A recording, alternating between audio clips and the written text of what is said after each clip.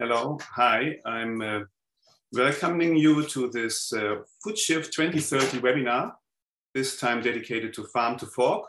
We are waiting a little bit while people are coming in to attend this webinar.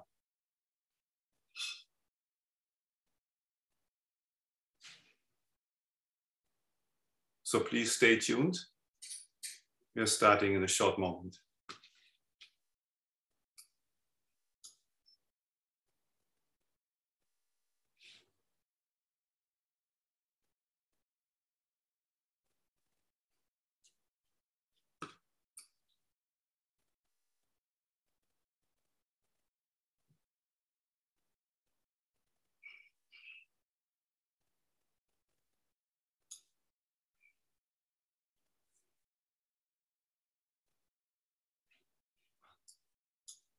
We're still waiting for some participants to come in,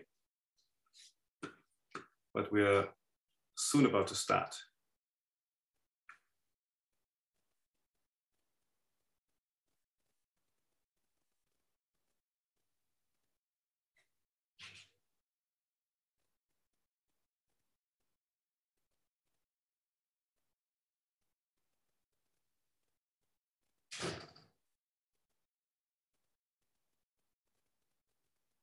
So, all right. Thank you very much for joining. Welcome to this Foodshift 2030 webinar. In line of the webinars we are organizing for this EU project since about 2 years. This time the webinar is dedicated to the farm to fork strategy, but in a different light than we are used to talk about it, because some of the objectives and the strategy are at stake, as you know.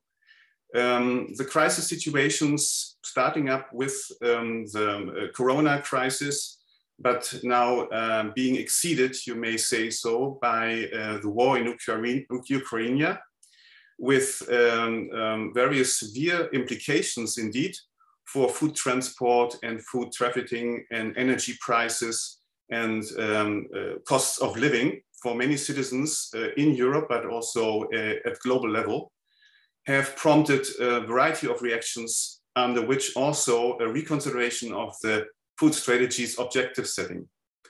That has been considered to be very alarming. So therefore, this Foodshift 2030 webinar is dedicated to questions of how the food strategy and why the food strategy is the instrument to actually solve and respond to crisis situations. We take a look at the house rules, which is, I covered this. Yeah, there's a recording going on of this session, so please be aware of this.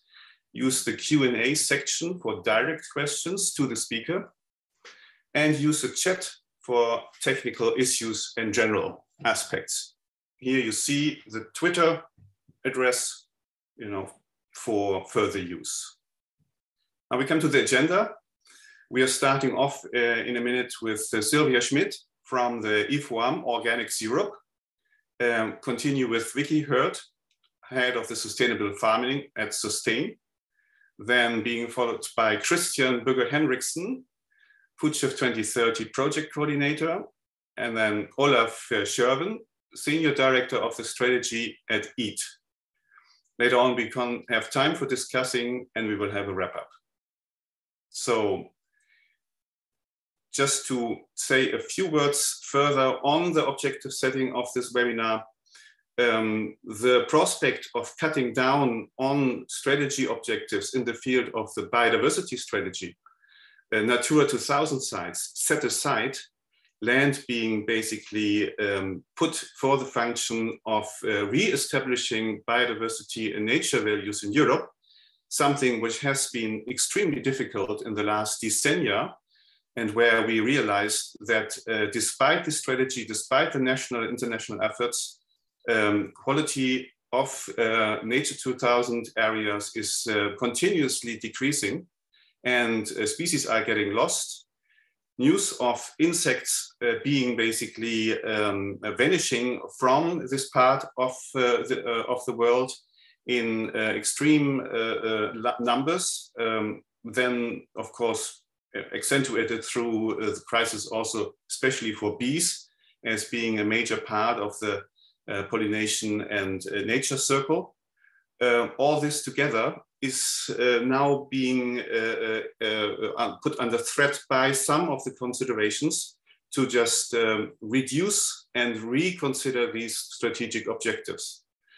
The farm to fork, of course, is not only on nature, it's on the whole impact of the food system on the environment, on the way of living, and on health and healthy diets. And the prospect of making and introducing new goals, revisiting livestock farming and increasing again production in the few European sites which have a relatively minor value at the global level, is something which is of large concern to many, like the Food Coalition, which has written a letter to the Commission. I now open the stage for Sylvia Schmidt from IFOAM to inform us how the situation is at this stage. Thank you very much. Yes, thank you, Dirk. Good morning to all. I will now just share my screen so I can show you what I'd like to say. So I will, it should now be in full screen. So indeed, I come from IFOAM Organics Europe, which is the European Association for Organic Food and Farming. And what I really wanted to do today is to give you a bit of an overview of what happened at the political level once the war in Ukraine started, and especially on the farm to fork strategy and this whole discourse around food security. So let's see. Of course, the war started on end of February, and that's as would be expected, where we saw messages of solidarity from the three European presidents. So we have Ursula von der Leyen here from the Commission, Charles Michel from the Council, and Roberta Metsola from the Parliament. And clearly also a lot of associations joined in these messages of solidarity. I, of course, added our tweet in there, but also Copa-Cogeca's tweet, which is the Conventional Farming Association. The first ones that actually spoke about food security in a way, rightly so, that we really should consider the impact on food security, was SEJA. And SEJA is the Young Farmers Organization, and they called for urgent action to safeguard food security as agri-commodity markets soar following the war. Then we go directly to beginning of March. And this is when, let's say, this whole discourse of food security as a way of saying that we need to produce more came out. And this is my recollection of how events went, so it might not be entirely comprehensive, but I think the first ones that said something along those lines was the FNSEA, which is the French Conventional Farming Association.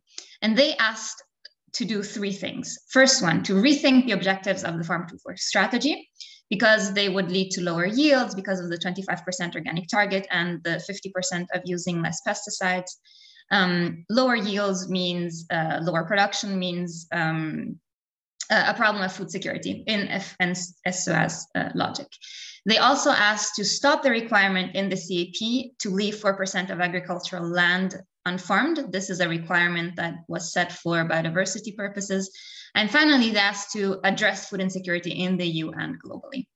And these statements were sort of echoed by Julien de Normandie, which was the French agriculture minister at the time.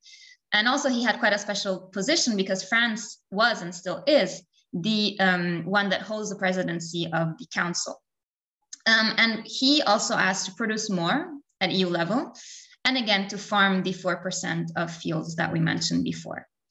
And then still all of this beginning of March, Copa-Cogeca asked, Copa-Cogeca being the Conventional Farming Association in Brussels in the EU, asked for a paradigm shift, saying that it was needed in Brussels in the way we think about agriculture.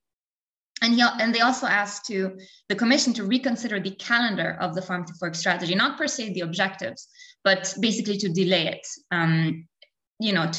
to make sure that we can face the consequences of the war in the short term. So this was, let's say, one side. And then what happened is that here we see Commissioner Wojciechowski, and he seems to have been said, if food security is in danger, then we need to have another look at the objective of the farm to fork strategy and correct them. Commissioner Wojciechowski is the Commissioner of Agriculture. So you have to imagine that he's always in contact with agriculture ministers, which themselves are always in contact or often in contact with farming associations, pesticides lobbies, for instance. Commissioner Wojciechowski later retracted somewhat this statement, but let's say that the fact that he said it started a wave of statements by NGOs, scientists, and so on. So let's look at that. Dirk mentioned one letter that was sent by NGOs. There were so many that were sent. To be honest, I just took the one that had the most signatories. And the aim of this letter was really to say the farm to fork strategy should not be touched in any way. The farm to fork strategy is the way to ensure that we transition towards more sustainable food systems in the longer term. And this idea of producing more was not, and still is not, endorsed by NGOs. It's seen as something that would go against actually the needs that we have now and in the future. So this NGO letter said that the crisis in Ukraine is yet another reminder of actually how important the farm to fork strategy is, and that watering down the strategy and its policy will maintain Europe's dependence on non-renewable energy sources like fossil fuels, and this will actually go against what is needed right now to ensure food security. At the same time, and here we're talking about mid-March, many scientists also sent letters. I only picked a few. It's the one that speaks the most to me. There was one letter by Wageningen University and other university where they clearly state that they reject this productionist discourse that equates food security with the further intensification of production. Another letter that was signed by 300 and more scientists and researchers was about which measures we should take to actually face the consequences of the war in Ukraine. And they proposed three. The first one is to accelerate a shift towards healthier diets that would be about consuming fewer animal proteins. And they remind that a third of the global calories that we produce are actually used to feed animals, and 70% to 75% of the land in the EU we use to produce animal-sourced foods, so either the animal themselves or the feed, for instance. They also propose to increase legume production and strengthen the farm to fork strategy to become less dependent on energy-intensive nitrogen fertilizers. And finally, they propose to reduce the amount of waste. Let's remember that we waste in Europe 1/5 of the food we produce. And according to their calculations, and I found this extremely interesting, the amount of wheat wasted in the EU is about half the amount of Ukraine's wheat exports and a quarter of other grain exports. So that's quite an interesting stat right there. And finally, I just wanted to mention this blog that IDRI make. It's a French think tank. And they looked more at this idea, okay, if we do produce more in Europe, how can we actually, do it? Does it make sense? And what, they initially say is that the priority in the short term is really to mitigate the price increase for those countries that are most dependent on the imports from Ukraine and Russia specifically. And also that we don't have that much room to maneuver, to actually produce more in the EU for several reasons that I don't have time to get into at the moment. So now we move forward until the 20th, 23rd of March, and that's when the institutions really came in. So at first, the Agri Committee in the European Parliament actually also sent a letter to the Commission asking, again, asking to reduce the farm to fork strategy ambitions, to produce more in Europe and so on. But a couple of weeks after that, the European Parliament as a whole, so not only the Agri Committee, but the whole European Parliament, published a motion, which is not legally binding as such, but it does send a very strong signal to the Commission, saying that the farm to fork strategy and the wider Green Deal should not be undermined. A couple of days after that, the European Commission came out with a communication. And there they state one important thing, which is that it's not food supply that is at stake, it's really food affordability. And they propose several measures, short-term measures to face this problem. One of them is a support package for farmers of 500 million euros. And it's particularly milk farmers and pig farmers that received the support package, as these were two sectors that were already quite heavily hit by COVID, and clearly the war in Ukraine did not help. And also they proposed to allow for production of any crop on the ecological focus areas only for 2022. This means that pesticides can be used on these areas now for 2022. Okay, so I think my 10 minutes are starting to go to the end, and I just wanted to tell you a bit, okay, so what is happening now? Actually, today and tomorrow, there is a special meeting of EU leaders where they will really discuss, one, how to, well, help Ukrainians, but also how to help Ukraine export all the grains and the wheat it is producing. I then also wanted to say that Wojciechowski, so the commission that we saw before, in a meeting with NGOs, said that he does not intend to concede anything else on the farm to fork strategy. So that is quite good news. He said it at least 20 times, so it was quite reassuring to hear.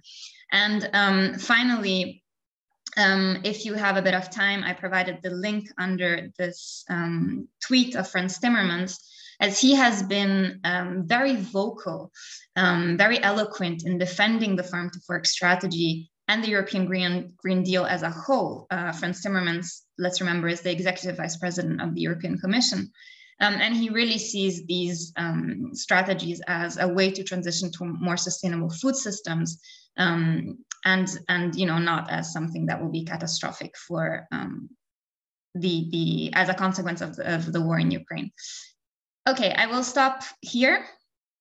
Yeah. Thank you, Dirk. Back to you. Thank you.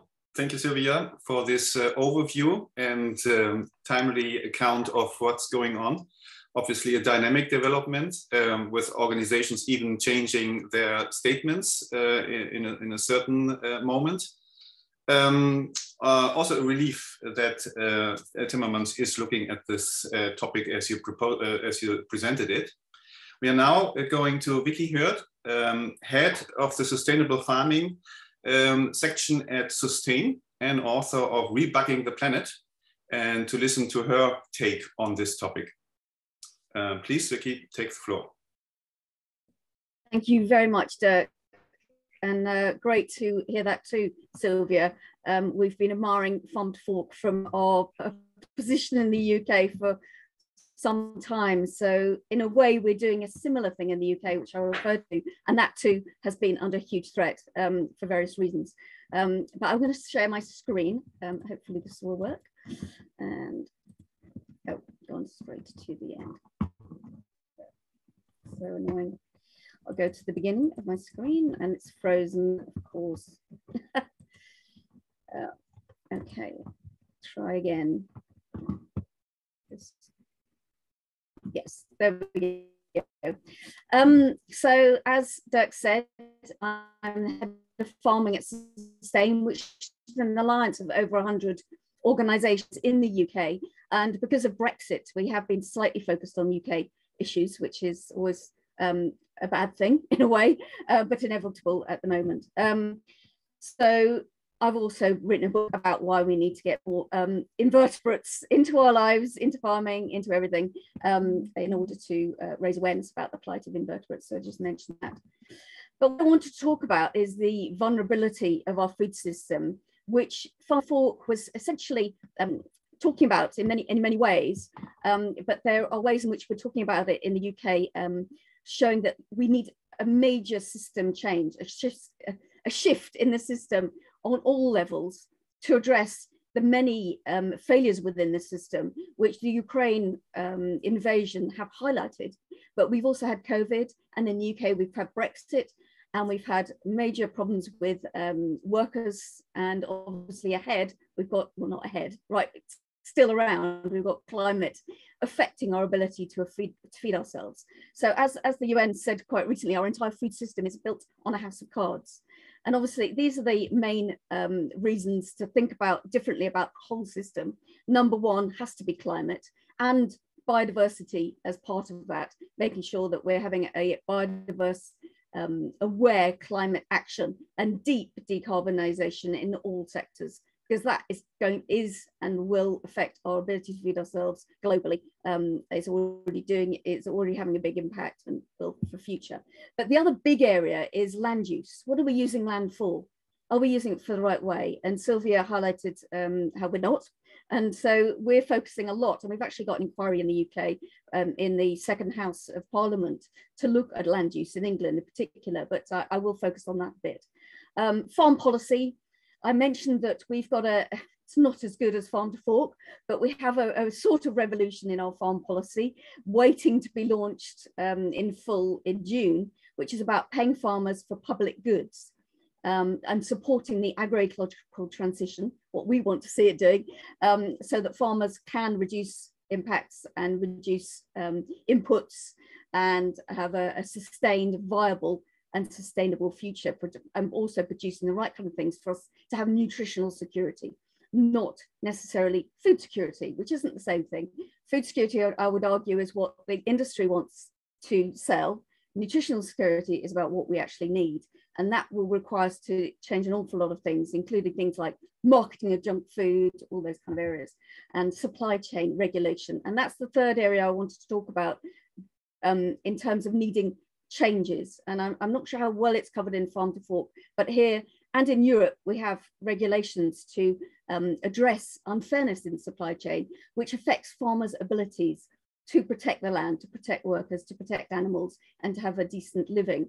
Because the supply chain has become so concentrated, so complex, and so centralized that it doesn't do the job of providing us with healthy, safe food and farmers with a fair living.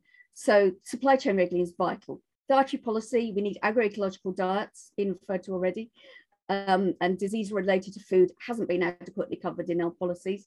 That's absolutely essential and misunderstood. And obviously, we've got a big problem, particularly in the UK. I don't know if it's the same across Europe, but with the rise of food banks is catastrophic, and it's totally unacceptable in an affluent society. And that's a lot to do with income, access to food, but not availability of food or productivity of food. It's about money, and it's about power in the food system. And we've got a lot of campaigns and sustain around this, which I'm not going to have time to talk about, but those food insecurity issues, I'm sure across Europe, need to be tackled through issues to do with fiscal measures, incomes and welfare.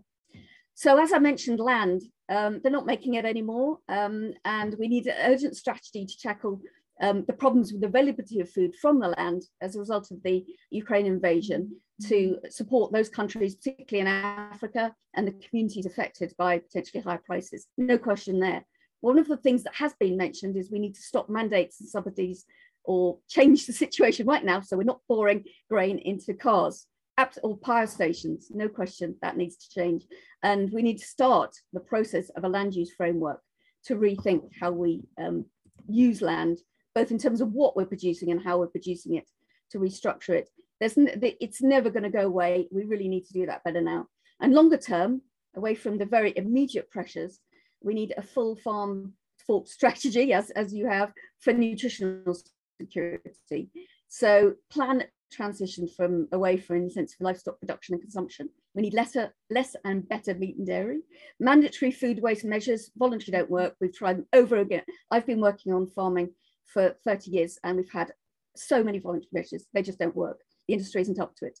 The agricultural transition, we need more organic, low input, diverse and productive farming across Europe and in the UK. And one area I just want to touch on is peri-urban land, which we're looking at a lot in the UK and in Europe. I know there's projects across Europe linking rural and urban communities with looking at a green wild food belt, which I call it, getting more agroecological production nearer to the markets. And it can provide jobs, well-being and natural capital. We've got an event on that on the 14th of June. But just touching briefly on supply chains, absolutely catastrophic how we've not regulated them properly. And they are on a knife edge. They themselves have very low margins, but a lot of the money is siphoned out the whole food system, going into shareholders, going to offshore tax havens. And the whole system is based on just-in-time, long complex chains and centralized distribution. As I said, it's not sustainable. and it really needs both better regulation, but also new routes to market. We're investing a lot of work in looking at alternatives to the current system. So making the change from the centralized, risky, very risky, long distance and centralized systems to regional and local food networks, which are more resilient, flexible, and cut out the huge drain of value, the huge money being sucked out of the supply chain from the farmers, from consumers, putting the food nearer to where it's needed and cutting out that suction out of the system. As I said, more regulation of supply chains. We have legally binding codes of practice. They're not good enough. Farmers are still squeezed, so they need to be better. And we need a shift to eat foods, obviously, from away from very intensive, highly processed junk food to more agroecological, more regenerative, and cutting food waste. Goes without saying. So just touching on the peri-urban land use that I mentioned earlier. So building the connections between urban and rural areas, which have become broken, and increasing the availability of vegetables and fruit, which are going to be the products that are most perishable and should be closest to the market, as most large portion of the market is in urban areas. So you have huge benefits of converting the peri-urban fringe into market gardens, as we call them, agroecological fruit and veg production. It can provide jobs, community development, skills and education, access to green spaces, water management, flood management. There's loads of benefits, and we've outlined some of the policies for the UK on that. Might be interesting to talk about how we can really increase the amount of fruit and vegetable available for communities in urban areas, often in low-income urban areas, better for their health. And just finally, we need to get over these political barriers, and that requires us to build movements to get away from the idea that we need a cheap food policy and cheap food politics. We need affordable food, decent incomes, not ever cheaper food from wherever we can get it with low wages, etc. We need affordable food which is sustainable. And the low budgets for action, you know, we've got a problem here in that governments won't promise money for more than a few years, and that's kind of true in Europe, whereas farmers need long-term support and long-term frameworks so they can plan for changing, for diversifying their production, putting those pulses in, those nitrogen fixing pulses into their rotations, reducing the kind of problems that we've seen with soil erosion, greenhouse gas emissions, biodiversity loss, etc. Farmers need a long-term plan, therefore budgets need to be multi-annual. And we've also got lack of political understanding of complex food systems and why they need changing, so that needs to get work. And a poor recognition of the link between food and health, or a desire not to acknowledge the link between food and health, as we've seen 40 years of increasing junk and low nutritional, high calorie foods into our supermarkets, into our diets. And the idea of free markets and free trade will deliver everything we need, leaving it to the market. That ideology we know won't work for food and farming. It hasn't in the past, and it won't work in the future. And we've got such crises. We've got to change that. And global equity, making sure communities everywhere can have decent incomes when they're working in the food system. And we don't start to grab land overseas in order to deal with our problems in Europe or in the UK. And there's also reluctance to get greenhouse gas emission reductions in food and farming. It's a huge no-no to talk about meat, particularly in the UK. Yet we know huge emissions are from the meat sector, from the feeds, particularly in land use change, to feed our animals. So those big political barriers need big movements to overcome, and we need to work together to do that. I think I've run out of time now. That's me, and I hope you find that useful. Thank you. Thank you, Vicky. Just on time, I'd say. Thanks for these stimulating thoughts and clear messages. We move on to Christian. Christian, are you ready to take over? Yes, thank you very much, Dirk. I will just share my screen here. Yeah, actually, based on the two previous presentations here that I found really interesting, I would like to now zoom in on what city regions can do to beat the triple crisis of climate change, food insecurity, and cost of living, because I think they very much actually go together. But to start this discussion, we should, of course, first agree on what is a city region and what is a city region food systems approach. So in the context of food systems, a city region is defined as the urban core and the peri-urban and rural areas surrounding the city. And by applying a food city region food system approach, we seek to strengthen the urban-rural linkages that Vicky was also talking about, and establish connections between both the local production, the processing, manufacturing, the distribution, the sales, the markets, the consumption, and also the recycling, upcycling of food, and also the waste streams. And this is done by considering the dynamic really aspects of security, food security, nutrition, social inclusion, and equity, resilience, and sustainability. And you could say also what Vicky was saying, contrary to this city region food system approach, the dominant paradigm now is really this global food system approach. And that is based on a theory of comparative advantage. So this theory really states that specific food items should be produced in the region where they can be produced most effectively and most optimally.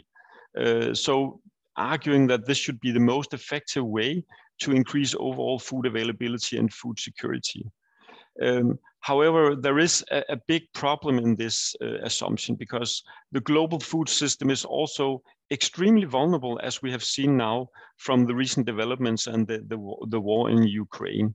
An example of what this vulnerability is about can be seen in this graph that simply shows a schematic of the UK food chain as a representative basically of the whole Western world. These numbers here in the different areas, they represent the number of actors at each of these stages in the chain. Size of each part of the chain is, as you can see, getting smaller to represent the relative number of actors. So you have a large number of farmers, then a lower number of food manufacturers, suppliers, and then actually you're down to 30 purchasing companies and 50 supermarket concepts. Then, of course, a little larger number of supermarkets. But this really shows a complete bottleneck appearing in this supermarket suppliers, with a relatively small number of organizations really controlling an enormous amount of the foods consumed. So this, of course, comes with an enormous vulnerability also to the food system. So we really need to transform this to get a more resilient food system. One way to do that is actually to apply this city region food system approach is to look into the food shed. The concept of a food shed describes the geographic area that supplies population, for example, a city, a town, or community with food. So it's very much like the similar concept of the watershed. And the concept should encourage really critical thinking about where do we get our food from, and how can we make the food reach the citizens and consumers in the regional area. And by developing a regional model of the food shed, it's possible to kind of describe the flow of food from producers to citizens. And maps of food sheds can help us really analyze and understand how we can make the system more sustainable in the future. In the Foodshift 2030 project, we are applying several methods for analyzing food sheds, and this figure shows a theoretical food shed for Avignon in France. And theoretically, this food shed should be able to supply the entire region of Avignon with food. However, a recent study here, also led by SELF, has shown that a refined assessment shows that this area here, the city region, would only be able to supply the city of Avignon, the city region, with plant-based food products, whereas it would require a much larger area to supply also the animal-based food products. So very much like Vicky said, we simply need to if we need to make the food systems more sustainable, we also do need to reduce our consumption of animal-based food products. So in order to build more resilient and sustainable food systems in our city regions, we need to both support the local decentralized food production. We can do that in many different ways. We also need to really look into how can we optimize the local food production, the access to markets that Vicky was also talking about. We need to do everything we can to reduce food loss and waste, both in the farmers aspect, but here in developed countries, it's also very much the supermarkets and at the consumer that we should work on reducing the food loss and waste. And a very important aspect it is, as also highlighted by the researchers in the letters here, if we transition to a more plant-rich diet, we actually don't need so much land to grow our food, so we can do that. And a very important aspect of this is also to make this more healthy food available for everyone. And I completely agree with Vicky here that it's not about making food cheap, because we need to ensure the fair prices also for the food producers, but we need to make it accessible and we need to make it available for everyone. So luckily, there is a large focus actually across Europe to focus on developing more sustainable food systems. And a lot of these initiatives actually do come from the cities and from the city regions.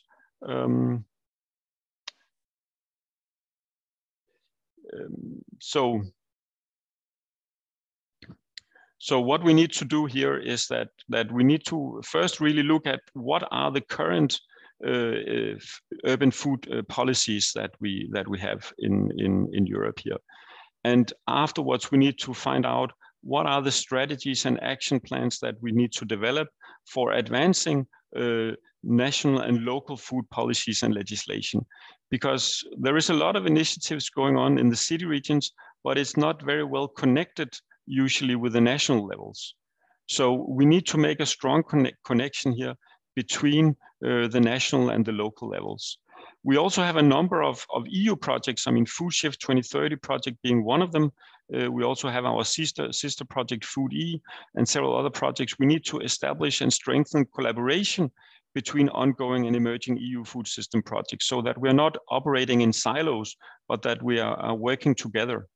And we have also now in Europe, we have a large network of policy labs, living labs. We have now the emerging SCAR working groups that are focusing on both agroecology and food system transformation.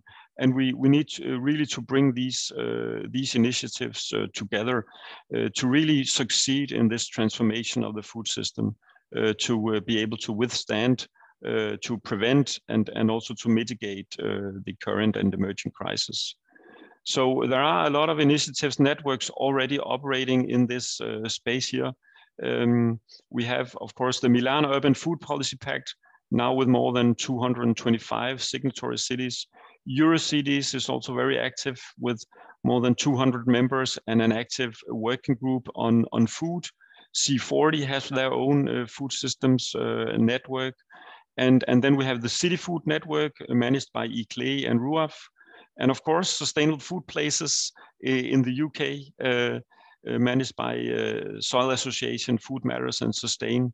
And from the national aspects, we also have actually this joint programming initiative for a healthy diet for a healthy life, which is more actually focusing on the national food policies and more on the healthy diets. And that would be a great benefit in bringing together these initiatives to support the transformation. So a concrete example of a city region action here, I'm soon done. We have a minute, yes. We have a minute left. Yes. A concrete example of city region action is this food and meal strategy in the municipality of Copenhagen, where they have made this commitment that to reduce the climate footprint of at least 25% by 2025. And this would also mean that they would need to cut down on the animal-based food production and increase plant-based food. So we have already in the EU projects, the Food 2030 project family, gone together with these 5 projects: Food Trails, Foodshift 2030, Fusili Cities 2030, and Foodie. And we need to enlarge this collaboration between EU projects. In the Foodshift project, we are also working very much on exchanging knowledge between the city regions. Our original 9 city regions are now having invited fellow city regions, more than 30, where there will be knowledge exchange on also food system governance. I mean, the key here will really be multi-level food system governance, where we collaborate both at the city region level, but also together with the national level to find the most optimal food policies to transform the European food system. Okay. Yeah. Last slide coming. No, I'll just stop here. Okay. All right. Sorry, hope not to have cut off too much, but up to here it was anyhow a very inspiring, interesting input. Glad to cover and address the city region dimension, which is key to the Foodshift project and to many others as well. And one of the last slides addressing cutting down meat consumption is, I think, the perfect link to the next speaker, Olaf Schörven from EAT, Senior Director of Strategy at EAT. The floor is yours. Thank you very much. I hope you can hear me okay. And yes. I will also be sharing my presentation.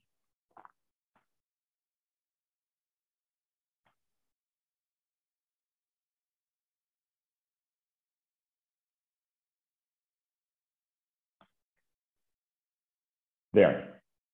Hope you can see that okay. I will speak to unleashing the power of the plate to stem cascading risks.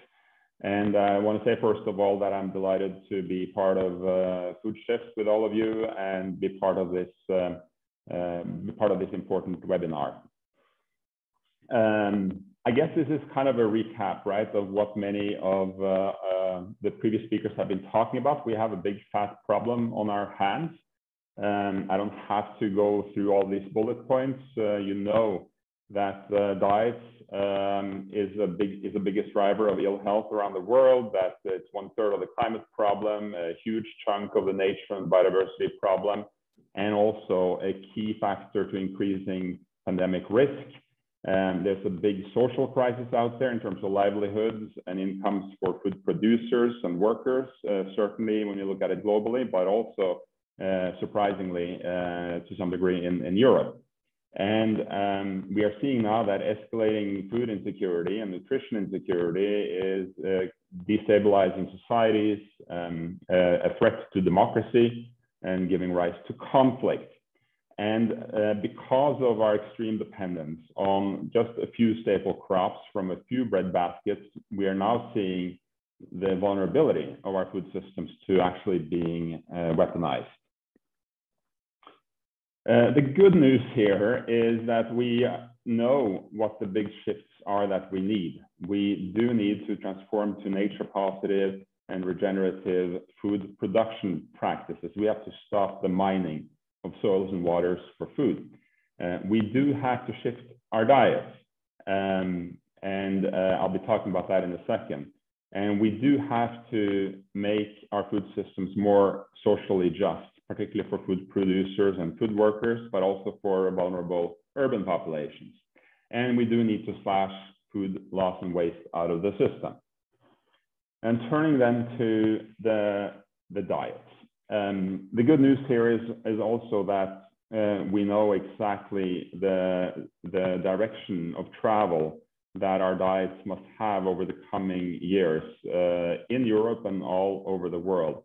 It is that transition to a plant-rich and varied diet. This slide is from the Lancet report from 2019.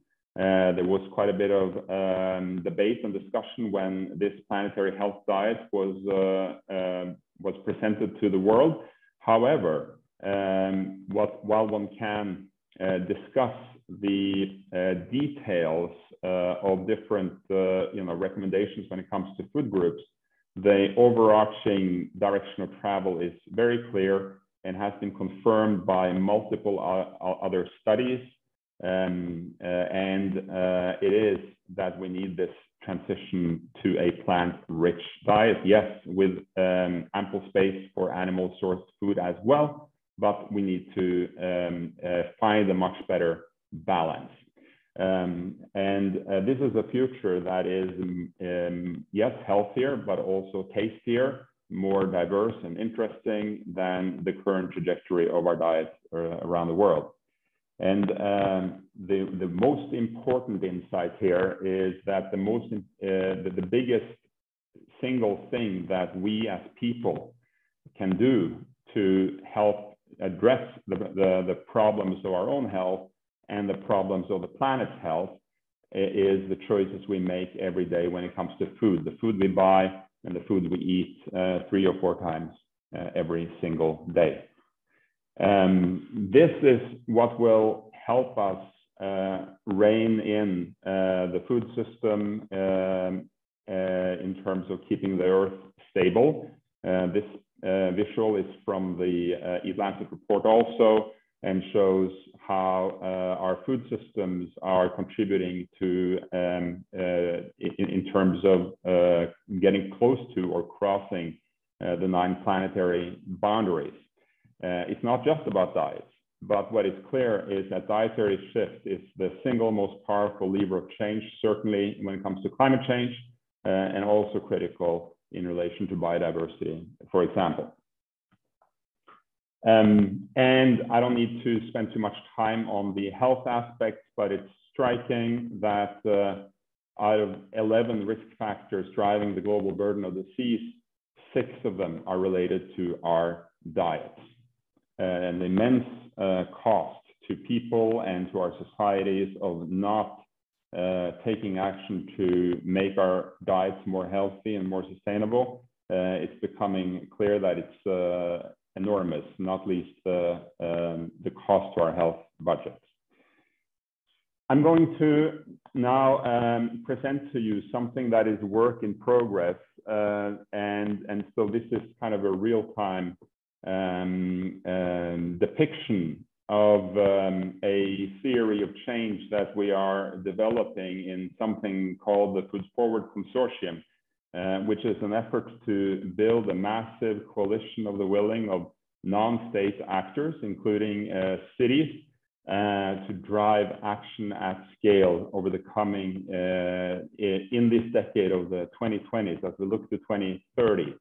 And with this Food Forward Consortium, we are hell-bent on coming in behind cities in particular, with much more robust support for the changes that cities can make. We see cities as absolutely essential drivers and arenas for the changes that are needed. Yes, when it comes to food consumption, but also through the actions that cities can take to also help accelerate the shifts on the production side, on the supply side, in terms of the way we produce food that are needed for change. And we see that cities can play a particularly important role around diets, be it around procurement, being in terms of changing food environments, in terms of away from home eating, and where people travel in their day-to-day life, from home to work to school to whatever they do out there on their free time, and that food environment is in so many ways sets the parameters for the food choices people make, and it's crucial to do much more in that space to make it easier for people to access healthy foods. And of course, doing this in a way that also addresses the particular circumstances of vulnerable people. Another key area is around food waste, where cities can also do a whole lot more than they are already doing. Now, what we depict here is, if you look at the green circle on the left bottom side of the slide, It's about what previous speakers have also talked about in terms of the rural to urban, the urban perimeter, and thinking about how can we create a much more positive interaction and speed up change, both in terms of food consumption in cities and food production practices, and also, of course, what gets produced in the regions around cities. And for this to happen, you need conducive policies at national and supranational levels. In the case of Europe, of course, the European Union plays a critical role, and it's therefore so important and critical that the farm to fork strategy stays in place and doesn't get watered down or doesn't get postponed. But what we see is that cities can play a very powerful role if they get organized and can work together to help bring about the necessary pressure for policy change at national level and at supranational level in the case of the EU. And that in turn can unleash the investment, the funds that are needed, both in terms of investing in improved food environments and improved urban food policies and practices in cities, and as well as shifting the flow of investment from public and from private sources when it comes to the production side, to farmers, and incentivize and enable farmers to do the right thing. Most farmers want to do the right thing. Yes, I'm just about finished. Most farmers want to do the right thing if they have a chance to do it, and policy needs to change to enable that. You saw the Economist cover. It's very, very clear that if you are to stand any chance to tackle the triple whammy of climate change, COVID, and now conflict, it's impossible to do that without dietary shift. And with that, back to you. Okay. Thank you, Olaf, for these concerning, but also, let's say, highly suggestive and solution-oriented inputs. We have now come to the end of the presentations and enter the discussion, in which we respond to comments, questions we received in the Q&A section. And please continue providing your input. We've received quite a number of interesting questions, and we launch immediately with them. But feel free to provide further questions as we discuss and as you come up with them. I think I'd like to pick up on one of the questions first, which are related to the food actors dimension, and actually is addressing Christian for his presentation on the city regions. It's by Marcelo from Ecuador, and I just read the question out loud. He thanks for the presentation, and I have a question. In case the case you presented, is the food production within the city region private, or is this initiative considering community engagement? Can we make sure that production organic is still affordable for the consumers? Lots of questions. Maybe we leave it at there. So it's a question of the role of organic food affordability, and in which way this is kind of private or community oriented.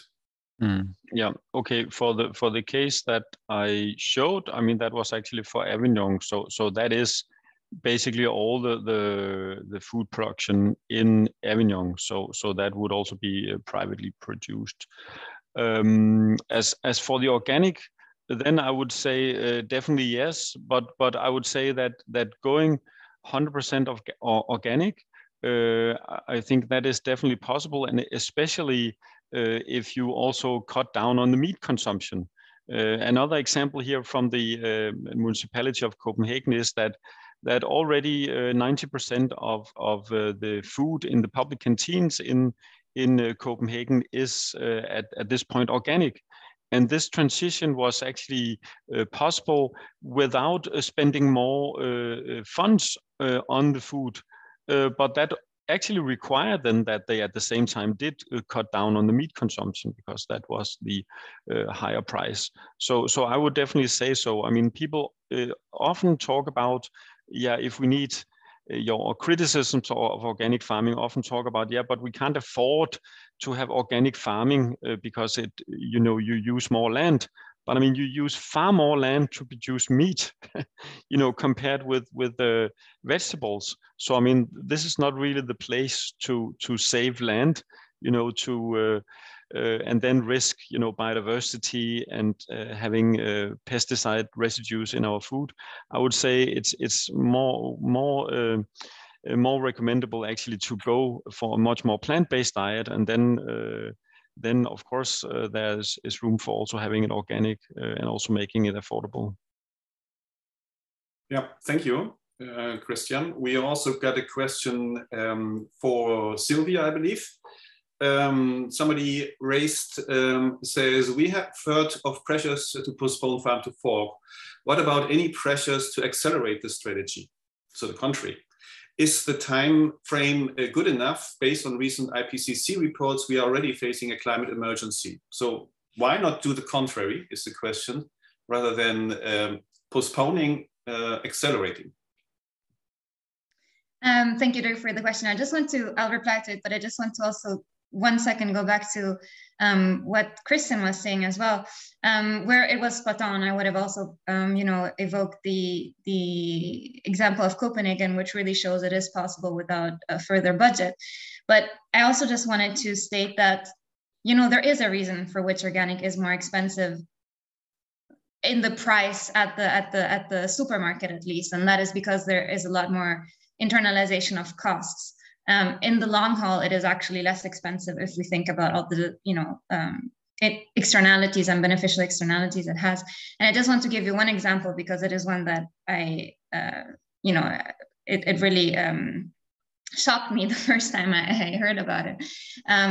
If we take 2 fields of potatoes, and we take one of them is conventional, the other one is organic, and we only look at the cost of cleaning the water, so groundwater pollution. What is the cost of cleaning that water that is polluted? And for a hectare of potatoes in Germany, it is almost 1,300 euros per hectare, while it is 0.4 euros for an organic field, same, you know, hectare, same size. So, you know, that is quite telling, and that is only looking at groundwater pollution. Then onto the question that was asked. Well, I'm completely for accelerating the farm to fork strategy, in principle at least. Although of course it is really important to, you know, bring farmers along. We know that organic and other agroecological practices are quite knowledge intensive, and to just say, okay, well, we do 100% organic tomorrow will not work either.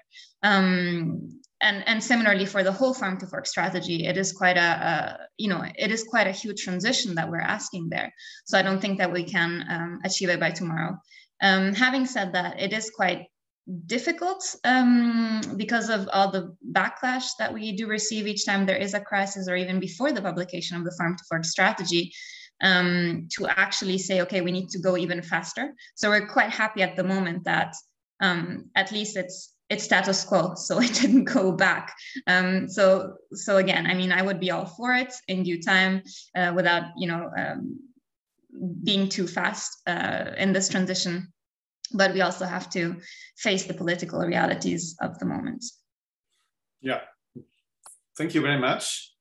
There has been actually an interesting contribution on the last FNA Next 2022 meeting in Wageningen by Harry Smith from Rabobank, who said, actually having a contribution on the impact of the Ukrainian war, saying it will everywhere lead to acceleration of innovation of all those things which are in place. Now, that was obviously an optimistic view just regarding, you know, the opportunities which are there. So I think, you know, things we just heard point at the necessity. But my question to the plenary speakers is, for example, do we need to also maybe pick some aspects of the farm to fork strategy where we think this particular aspect will really help to immediately and short term bring solutions. Any thoughts on that?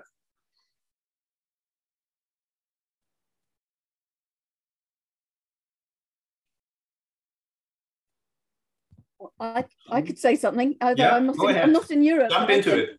We saw the farm to fork strategy from over the channel and sort of gasped at the 25% organic. We have so little organic here, and that in one fell swoop provides you with a legally based set of principles to reduce the inputs, reduce greenhouse gas emissions, and support soil protection and biodiversity protection. So that's a key area for delivering on multiple objectives. IPM, we're having a lot of issues around IPM definitions and regenerative as well. There's a lot of issues around definitions and what do these things mean? What does agroecology, regenerative? At least organic has a set of legally binding standards, which a third-party assessment. Farmers are assessed by a third party that they're actually adhering to them, so consumers can be assured that that standard is being delivered. That has problems for smaller producers, and I'm not saying organic is perfect, but it's kind of useful to have, and it's a big, it's very ambitious. Right. Yeah. Organic, however, establishing organic farming always takes quite some years in order to make sure the soil is really prepared. So eventually, under the pressure of having solutions within the next 1 or 2 years, maybe we need to kind of keep on searching. Any other comment? Otherwise, maybe here's a question to Christian one more time. As a recent graduate in public health, I'm wondering who is involved, i.e. what professional background do the involved individuals have in the formulation of strategies around sustainable food systems? That's more what backgrounds. I mean, I would argue that we need to have basically all scientific disciplines involved here, because we need agricultural scientists that know how to grow the soil. We need also the social scientists to understand what are the social aspects of this food system transformation. We need the food scientists and nutritionists that can tell us about what is the correct food that we need to eat. We need to have the practitioners, of course, also involved, the farmers themselves and the consumers, or rather the food citizens, as I would prefer to call us from now on in the future. So we basically need to collaborate across the whole food value chain. That's the only way that we can succeed in transforming the food system. Okay, thank you. I think that's maybe not only a question to Christian, so whoever feels up to responding, but I'm quite sure this was already a good take on this one. Yeah, he pretty much covered it, didn't he, Christian? Very good. Yeah, I'd add entomologists, but I would, because I'm a dog lover. You're right. With regard, we have another question or point here from Lisa from Berlin Food Policy Council. She says, well, that's a question like, will Frans Timmermans prevail? What political processes will now follow at EU level? When will there be a result on the question of whether farm to fork will be further mitigated or not? So some urgency in terms of, is there a concrete date, a concrete momentum we can look forward to? I'd be happy to take that one. So I would say for now, Frans Timmermans has prevailed, although it might be a fragile prevailing. But at least for now, the farm to fork strategy seems to have been secured. What seems to be happening is that there may be further derogations on the Common Agricultural Policy for 2022. I'm not sure whether it has already passed, but it was definitely in the talks.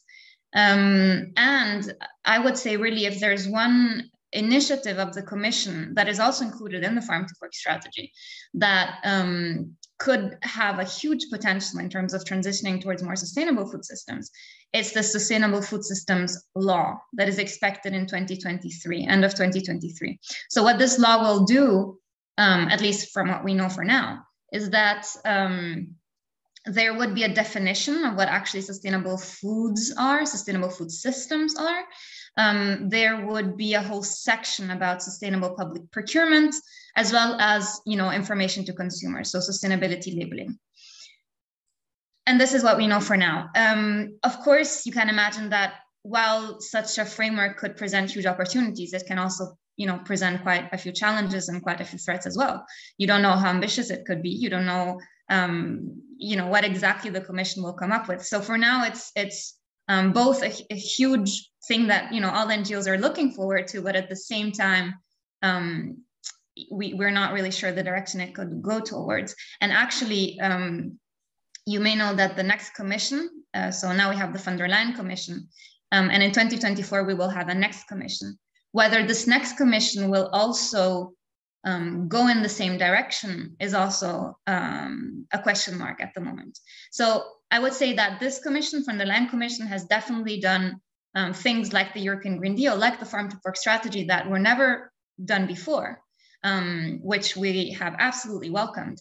But whether this will continue is also, you know, a question mark. Of course, we hope so. Right. Thank you very much. If there's another comment, please feel free to do so. I have another question here. I read it out. It's from Michelle, Unac and O. It is clear that we need a transition to more plant-based diets. I think it's a question eventually to Olaf, but how can we do that while also respecting cultural values, traditions? Food is not only vital for the survival, but also representation of a culture and heritage. How could this transition happen? And the example here is, for example, fish loving Japan, what to do about this? No, thank you, Dirk. That's a great question and a really important one. It's really important to stress here that, for example, the Eat Lancet Planetary Health Diet is a flexible overarching framework. It's not a straitjacket, and there is ample space to adapt it to the different culinary traditions and socioeconomic and as well as climatic, etc. contexts around the world. So I would say that whether it's China or India or Southeast Asia or Latin America or West Africa or Europe, there is plenty of scope to work with the planetary health diet and similar dietary recommendations reflecting local traditions. That said, I think it's also important to to actually conduct food system assessments at national and also possibly regional levels, because what defines a healthy and sustainable diet will differ depending on natural, climatic, and other factors. So one thing that we are very excited about as we now embark on Eat Lancet 2.0, it will start, the second commission will start this week in Stockholm at the Stockholm Plus 50 conference. We will do everything we can to stimulate assessments done at national and regional levels, so that one can, so to speak, mold a set of food-based dietary guidelines that take into consideration local food traditions, climatic conditions, and other critical factors. So by all means, the last word hasn't been said, but we do know the broad direction of travel. For any part of the world, it means a shift to plant-rich and much more varied diets. Right. Can I just say something on this? Sure. Yeah, I also have something, but Vicky, please. I think that's all spot on. None of this works. None of it will work without reducing our consumption of meat and dairy.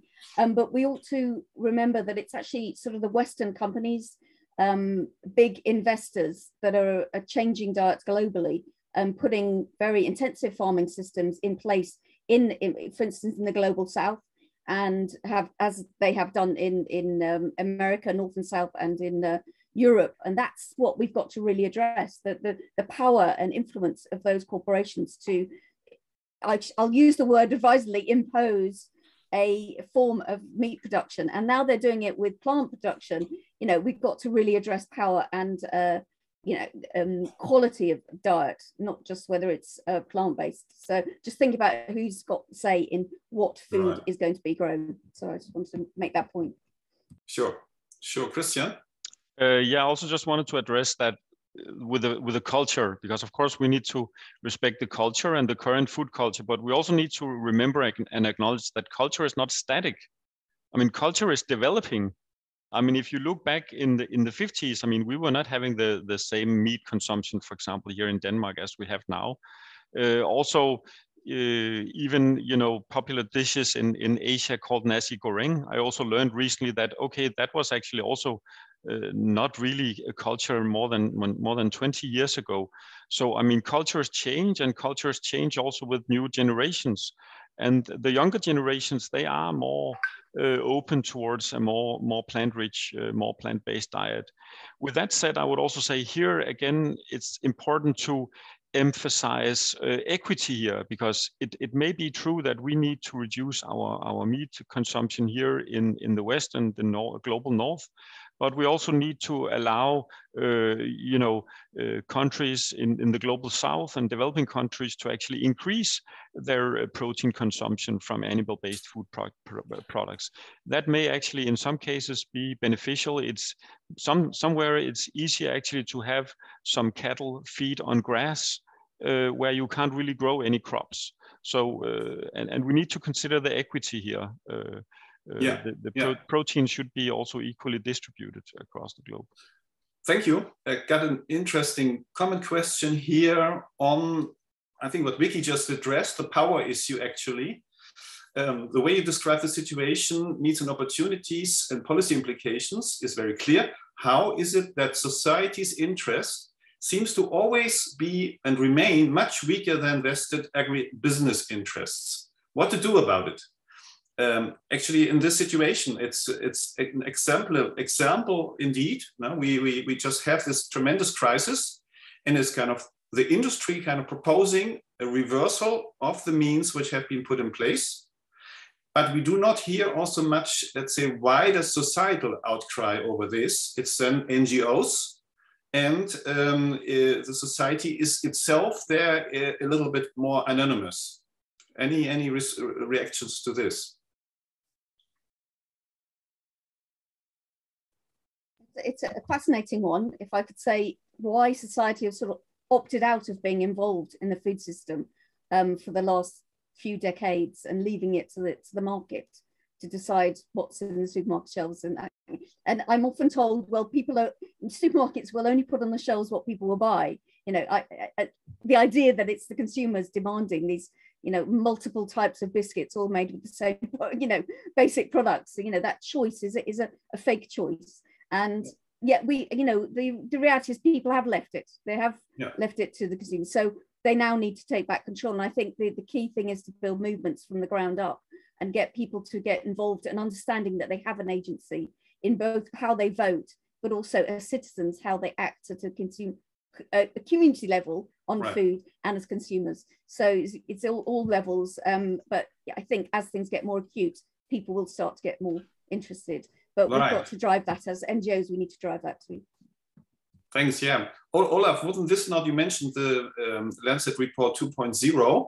That's kind of reporting mechanisms. It's always exciting at the EU, but wouldn't this be the momentum to say we need now, let's say, let's say time of maybe half a year of reducing meat consumption in Europe, because this way we can immediately just reduce the type of dependencies and problems we are facing. I mean, wouldn't that be much more effective than, even in short term, than playing around with Natura 2000 sites and set-aside areas? Yeah, I mean, there's no doubt that a rapid shift, and as you say, you know, over the coming 2 to 5 years, with really putting in place the necessary policies and incentives for shifting away from overconsumption of animal-sourced foods, and particularly from in terms of land-based meat production. That is, and you could add to the mix, for that matter, you know, farmed salmon, which is in many ways in the same category. That would do more to alleviate the pressures coming from the Ukraine crisis, as well as meeting climate objectives than just about anything else anyone can think of. The problem is what, of course, Vicky and others have been talking about. The political economy of food makes it very, very difficult for politicians to speak to this. And it gets back then to the necessity of building much more acute public awareness about this, and for publics to see that this is a way forward that is better for us as people, as citizens, as consumers, and better for our societies, and better for the world. And articulating that and building this into the kind of massive campaign that I believe is needed to create that outcry from people about the food future that they want, need, and deserve. I think that is an absolutely critical thing that needs to happen, and that also brings me back to the cities. Because I do think that urban populations, and not least, you know, specific demographics within our urban populations, such as young mothers, for example, that care about the food their kids are eating, and care about the future of their kids. So I think one should think about how to target such a campaign in an effective way. Right. So I think it will get many open ears. We've got another comment by Leonid. Could I just comment on that also, because I actually do think that, you know, if the political system was really treating this as an emergency and was really treating this as a war, then you have seen examples. For example, in Denmark, there was actually a policy between First and Second World War actually to reduce meat consumption. So there was public guidelines on actually making more vegetarian food, and actually the pig production was actually reduced during these years. Right. So I think there is an opportunity here, but it needs really to be, of course, acknowledged from the policy level that this is a way forward, and that you can actually get also the people on board and still be voted next time there is an election, because that's ultimately what they are, of course, afraid of. That's right. Thanks for bringing this up. Could I also just add one tiny thing? Sorry, it's clearly a question that raises a lot of interest. What we see in the energy sector is that governments are asking their population to heat less, for instance. But this is not happening for the food sector. So I do find that quite interesting, that there's this differentiation. You know, why can you do something in the energy sector and ask people to do it, but not in the food sector? But on what Vicky said, indeed, it would be, you know, great if more of the population were interested in food systems. But I do think that it is changing a tiny bit. At least during COVID, we really saw people very interested.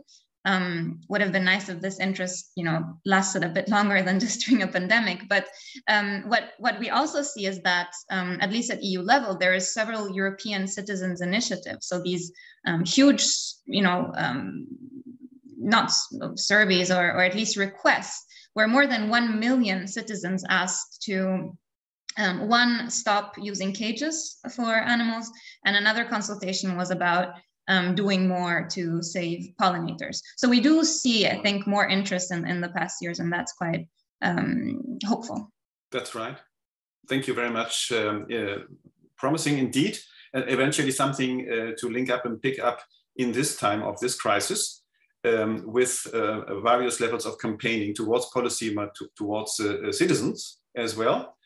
Now I come to this question from Leonid on the idea of a food system global governance, how to ensure that the democratic multi-level governance will also consider the potential externalities that EU's food system innovations can produce on farmers from non-food EU countries, particularly in developing countries. So if there is, I think, Christian, you have maybe a reaction to this? Yeah, just an initiate reaction at least. I mean, I would say it's again, I think we discussed it a little bit before, but it will be very important to really assess the full impacts of our current food production. And that means not only what is produced at the individual farms, but also the upstream, you know, what is actually bought into the farm. I mean, the usual example is, of course, here the soy production in South America, leading to a huge deforestation, feeding the pigs, for example, in Denmark, and keeping our large pork production. Of course, these environmental impacts need to be taken into account, covering all externalities, and that's just the greenhouse gas emissions, but it would also have to be taken account into for the biodiversity and the burden on water resources. So we really need to know the true cost of food, and that should be taken into account in this multi-level governance framework. Right, thank you. Yeah. Mike, can I say something on that? Just sure. Just briefly, there have been so many food summits. I've been doing food for 30 years now, and we keep having food summits and talking about it. And yet, all through that time, things have got worse, and we've got more processed foods, more rainforest destroyed for soya. So, I think we need to take things from the talking about it to actually setting up policies and multi-national policy. Easy for me to say. We tried with the Earth Summit to get livestock as an outcome of the Earth Summit in 2012. I was working at Whisper at the time, and we got a line about intensive livestock in the end document, but nothing really emerged in terms of real measures that could be done bilaterally or multilaterally, and we need that now, definitely, to address this problem. And things like antibiotic use. So it's not just climate. I totally agree with Christian. And if you focus only on climate, you can get some really perverse results. All right. Thank you very much, Vicky. Thank you all, dear panelists, as you say. And just is the time for wrapping up this interesting conversation. I think it could continue, as we notice, for quite a bit. It's a topic which is, we saw, touching upon many dimensions of the food system. We were running around the power aspect and what is the urgency, let's say, being in the viewpoint from these suggestions we had listened to. And I think we got really some quite important and interesting reactions. I mean, one was, of course, that the organic farming is something which offers a wide range of improvements and should be, pursued further and not reduced. I mean, the 25% is a minimum, which is definitely a target to be maintained and defended. And which brings me the last word, that eventually we realize that there is a certain now defense mechanism around the farm to fork. But we saw that there are possibilities to maybe turn this into a forward-looking and don't want to call it attack, but basically for just making concrete suggestions regarding an acceleration. And we heard about this acceleration potentials are there under the time of crisis, and they shouldn't be mitigated by looking back and by going back to those types of mechanisms which actually brought us into the first crisis, which is and continues to be the food crisis. So I think we got another number of examples how the current debate is partly ignoring that the food crisis is something to be solved in its own right, And so we got aspects of or addressing, for example, the flexibility of changing the diet. I think that's a very important one. So if we focus on changing the diet, but take into account that this is not immediately a straitjacket, but as Olaf said, allows for temporary and also for cultural adaptations as needed. And as we heard from Christian, that there has been occasions looking back in history that we as a society, as a political organization, were able to respond to crisis in the way of changing behavior on short notice. And eventually the time is right. People are very interested, are very concerned about Ukraine. I think just not only, it's important, but not only a question of taking up people migrating and escaping from Ukraine, but eventually the time is ripe to also come up with strategies which are maybe widely shared among citizens if it helps to reduce food crisis at the global level. With this, the diet changes are definitely an opportunity we should discuss further. And I could imagine that many of the thoughts we expressed here could be bundled in the sign of the Green Deal to a positive proactive response, which maybe looks at the many letters written, looks at the arguments which are on the side of the farm to fork strategy philosophy, and come up with an Ukrainian support mechanism, which looks very different from the one that has been discussed. So if anybody wants to just kind of make another short remark on this, I would close this debate and our webinar at this stage, and like you to be and stay tuned in, because we show briefly the Foodshift 2030 movie, which shows you a little bit from the project. And of course, we would like to welcome you during the next webinar 2030, which will come in a couple of weeks. Thank you very much for joining, and keep discussing and keep addressing us, and you can be in touch with us also beyond this webinar. Thank you. And of course, thanks to all the panelists for their great contributions.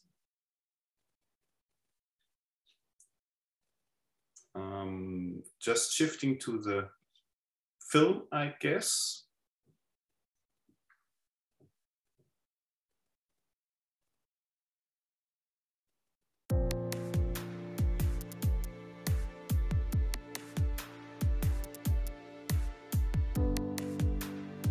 Foodshift 2030 is an EU Horizon 2020 project, which is running over 4 years and is involving 31 partners from in total 12 countries. The objectives of Foodshift 2030 is to transform the European food system towards a low-carbon circular future, including a shift to less meat and more plant-based diets. The cities which are involved are Athens, Avignon, Barcelona, Brasov, Berlin, Bari, Copenhagen, Ostend and Wrocław. We will be working on strengthening the local food system and making the eaters and local producers closer and in cooperation. We're focused on building open source technology for urban agriculture. We're establishing a Food Life Center, which is a sort of food hub or food campus in the former Tempelhof Airport building in Berlin. We build on the method developed by Copenhagen House of Food, try to educate the kitchens to demand more locally sourced produce. We are expanding the agricultural park in Ostende. Involving youth entrepreneurs to recover abandoned land. Nous avons besoin de construire une nouvelle cuisine centrale afin de poursuivre notre mission de service public en servant une alimentation plus respectueuse de l'environnement, biologique et locale. The goal is to reconnect youngsters with the land and make them appreciate and value their food again. Integration of the small producers from Brasov area into short supply chains, develop the sustainability of short supply chains and the better connection with the consumers in urban areas and rural areas. We expect to be able to use Foodshift 2030 as an example of how cities can be hubs of innovation, successful hubs of innovation, where food is the driver. As a citizen-driven project, we are very interested to have as many as possible people on board to help us forming the new food system of the future. We want to engage the SMEs, the NGOs, the local authorities, the researchers and the citizens in each of the city regions. The citizens from the local communities will be invited to join our Foodshift Accelerator Labs, where we are working to develop the citizen-driven food system solutions. That's why we count on them, we count on you to bring the change in our food system that Food 2030 is aiming at.